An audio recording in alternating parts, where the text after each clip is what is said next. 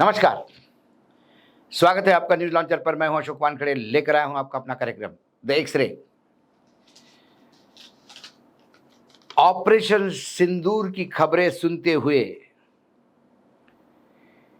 एक गर्भवती महिला बोल गई, जिसके पास उसका 8 साल का बेटा बैठा हुआ है, सामने एक रिटायर्ड ससुर बैठा हुआ है।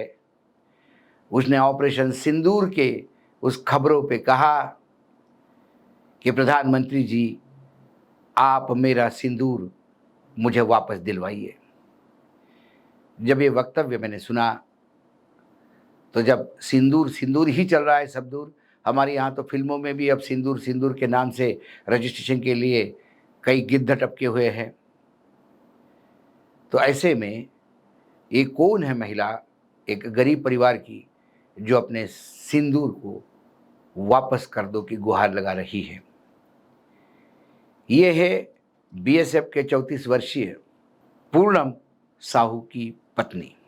बीएसएफ के 24वीं बटालियन के सिपाही 22 तारीख को जब पहलगाम में हमला हुआ, उसके दूसरे दिन ही जिस फिरोजपुर सेक्टर में उनकी ड्यूटी थी, वह किसानों को सुरक्षा जगह पहुंचाने के लिए उनके साथ चल रहे थे। गलती से पाकिस्तान की बॉर्डर क्रॉस कर गए। पाकिस्तानी रेंजर्स ने उन्हें पकड़ा। 23 तारीख से आज 13 तारीख है, 23 अप्रैल की बात कर रहा हूँ। आज 13 मई है।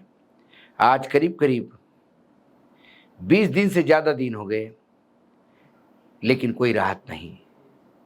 पहलगाम के बाद इतनी तनातनी मची कि रेंजर्स ने पूनम साहू का एक आंखों पे पट्टी बंधा हुआ चित्र प्रकाशित कर वो हमारे कब्जे में है ये बता दिया।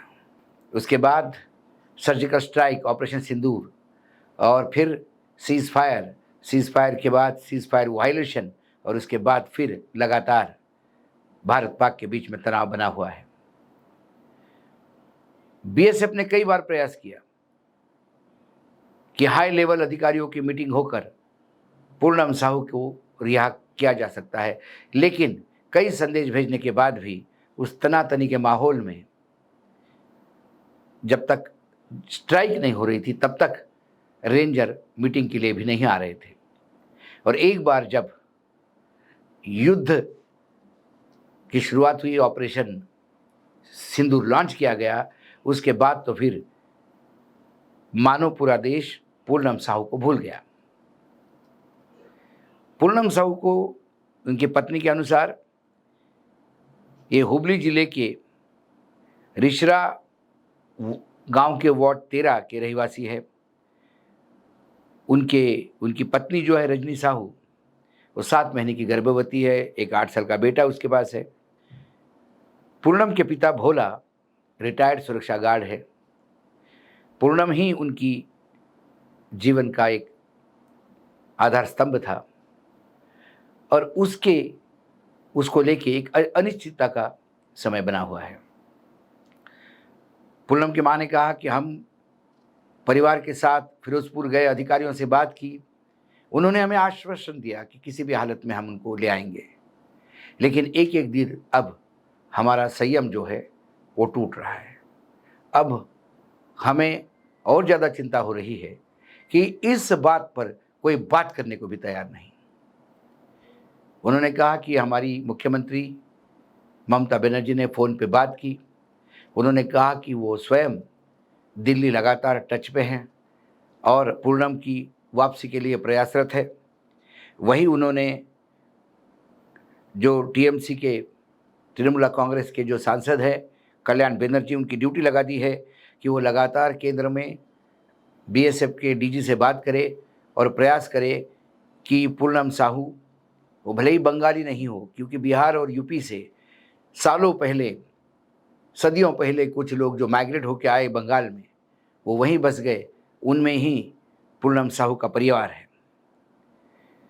अब वो 1 अप्रैल को ही ड्यूटी ज्वाइन कर गए थे, और 23 अप्रैल को ये उनके साथ हादसा हुआ। 1 महीने की छुट्टी पे ये थे। इसी बीच खबर ये आई कि भारतीय बीएसएफ ने पाकिस्तानी रेंजर के एक जवान को पकड़ लिया। तब से रजनी साहू को ये विश्वास होने लगा कि जवान एक दूसरे के एक्सचेंज में पूनम साहू वापस भारत लौट पाएंगे। लेकिन अब स्थिति ये हो गई है, ना भारत सरकार, ना बीएसएफ, ना भारतीय फौज, ना कोई पूनम साहू के बारे में बात करता है, ना उस रेंजर के बारे में बात करता है। और एक एक क्षण, एक एक मिनट अब इस परिवार को काटने के लिए मुश्किल हो रहा है। जब पत्नी को कोई मिलने जाता है, पूरा गांव के लोग समय समय पे परिवार को जाके सांत्वना देते हैं। ऐसे में उसकी पत्नी बात करते करते रो के बेहोश हो जाती है। मुख्यमंत्री प्रयास कर रही है, सांसद प्रयास कर रहे हैं, हमारा गोदी मीडिया, जो गिद्ध मीडिया जिसको मैं कहता हूँ, उनमें से किसी की इतनी हिम्मत भी नहीं हुई या किसी को लगा भी नहीं कि इस आपाधापी में एक भारत का जवान पाकिस्तान के कब्ज़े में है, उसकी सुरक्षित वापसी के लिए हम क्या कर रहे हैं। ना ही मोदी जी की सरकार, जो इसी पेशोपेश में है कि सिंदूर लॉन्च करने के बाद जो हमने सीज़ फायर किया, वो हमने किया, पाकिस्तान ने किया या अमेरिका ने हमसे करवाया, सही किया, गलत किया, जो गिद्ध सरकार पे टूट पड़े हैं उसका क्या करना, लोगों के सवालों के क्या जवाब देना, इसी पेशोपेश में सरकार पड़ी हुई है। लेकिन पूनम कहाँ है, इसको किसी की सुध नहीं। पूनम की खबर पहले भी हम लेके आए थे और आज मैंने जब एक्सरे से देखा तो मुझे लगा कि क्या जितनी भी बड़े बड़े सीने वाले लोग, नेता हमारे दिल्ली में है, क्या उस सीने में दिल है या नहीं है। दिल होता तो पूनम के लिए भी 25 था। कुल मिला के एक्सरे में आज मैं ये देख रहा हूँ कि जब स्वार्थ इतना हावी है, हर एक आदमी इस आपदा में अवसर ढूंढ रहा है कि हमें इसमें से क्या मिलेगा, क्या हम इसका बेनिफिट उठा पाएंगे, राजनीतिक बेनिफिट कितना उठा पाएंगे। लेकिन इस सारे स्वार्थ में पूनम कहाँ है, ये सवाल एक्सरे में भी मुझे दिखाई देता है। आज एक्सरे में इतना ही, कल फिर आता हूँ किसी विषय के साथ। तब तक के लिए नमस्कार, देखते रहिएगा न्यूज़ लॉन्चर।